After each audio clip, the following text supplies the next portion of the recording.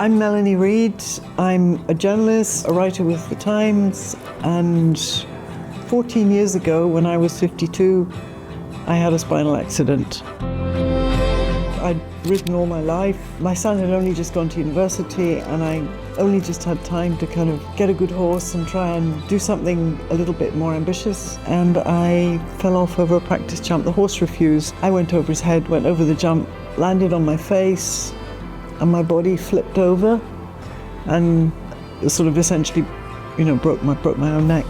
There are many sad stories about people who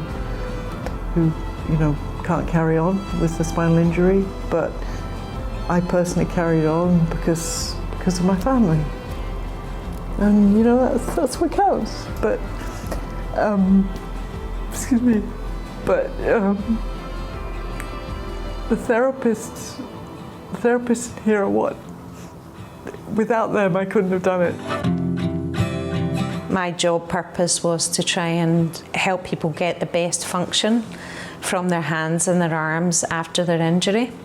Although the hand therapy was my actual treatment intervention, there was a lot more attached to that. The wheelchair skills and the changing her balance and just making sure she was able to make herself comfortable. The aim was to try and make her as independent as possible. My first memory, I was in high dependence, it was you, and nothing worked. I came and did your assessment before you were actually aware of it. Did talk to you, didn't get a lot of response or a lot of sense. It was the morphine.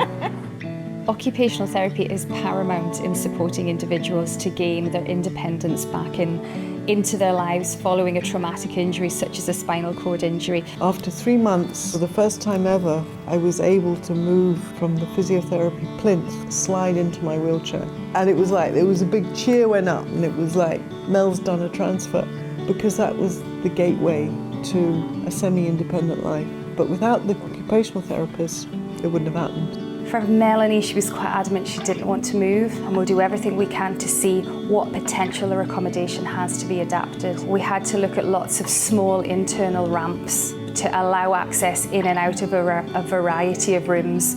We also needed to convert her bathroom to a wet floor shower area. Every day Amanda was working with me. She showed me how I could still make food for myself and how I could boil kettle and make a cup of coffee and dress myself. She's a very special lady. I feel very privileged to have had the opportunity to work with her and get to know her.